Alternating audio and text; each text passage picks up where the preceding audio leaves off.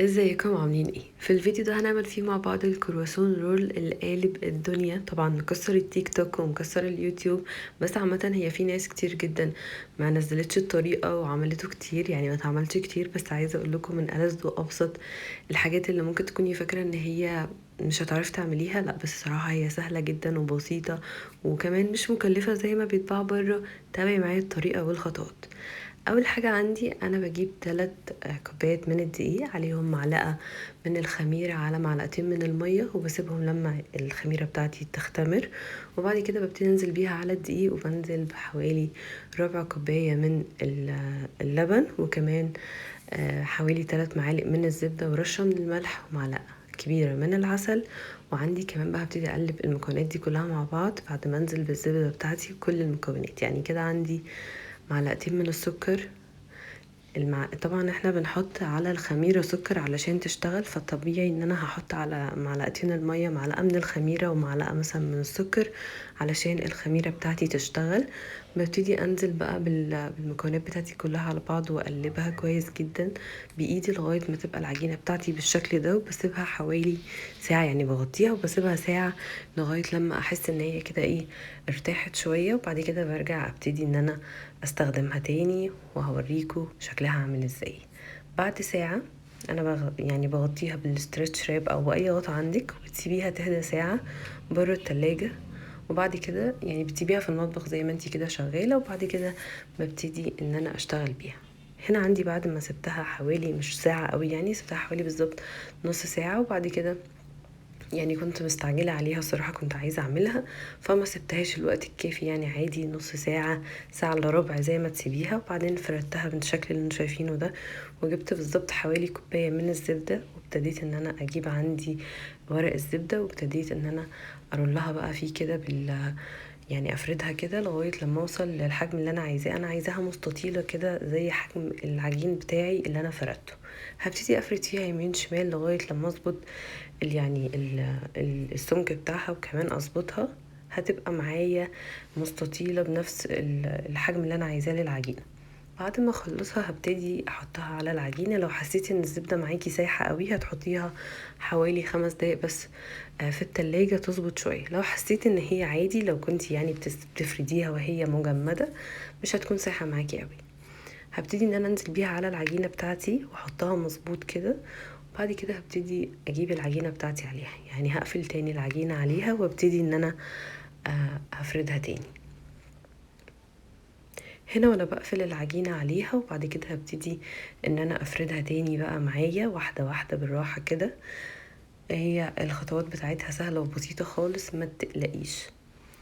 بعد كده هبتدي افردها تاني بنفس الشكل المستطيل كده كده لفوق، وابتدي اجيب يمين وشمال وفوق وتحت لغاية لما العجينة بتاعتي احس انها اتفردت شوية. وبعد كده هرجع اضمها على بعض تاني.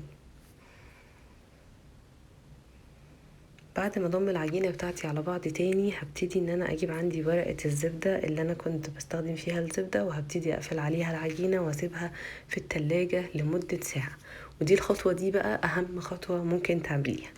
لازم تسيبي العجينة ترتاح في التلاجة ساعة، او تجمديها ساعة، حاجة من الاتنين. هنا عندي بعد ما سبتها في التلاجة تحت لمدة ساعة سبتها خالص براحتها. وبعد كده هبتدي اضيف رشة من الدقيق فوق وتحت. وبعد كده هبتدي ان انا اجيب النشابة وهفردها يعني بشكل كده مستطيل برضو لفوق ولتحت. وما تقلقوش العجينة بتبقى متماسكة شوية علشان كانت في التلاجة.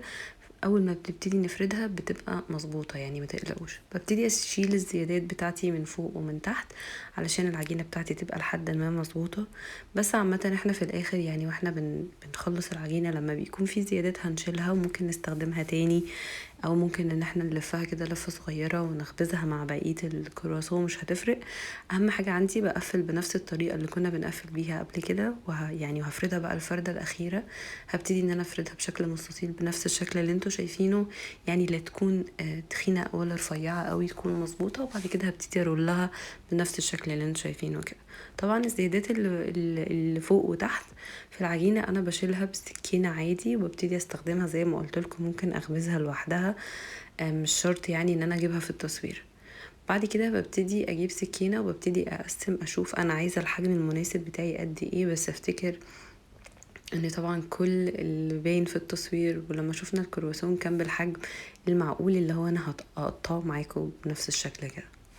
عندي هنا بعد ما قطعته في خطوات كتير جدا مهمة لازم نعملها. طبعا انا ما كانش متوفر عندي اللي هي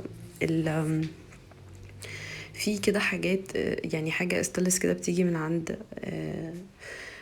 يعني الادوات المنزليه او من اي مكان، هي صراحه ما كانتش متوفره عندي وما جبتهاش.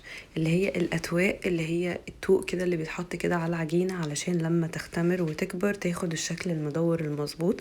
بس صراحه هي ما كانتش عندي، فاستغنيت عنها عادي وقلت هصور زي ما تيجي تيجي بقى. ابتديت ان انا اجيب عندي الصينيه بتاعتي، والورقه بتاعت الزبده انا دهنتها هي كمان زبده، وابتديت ان انا احطها في الصينيه بتاعتي.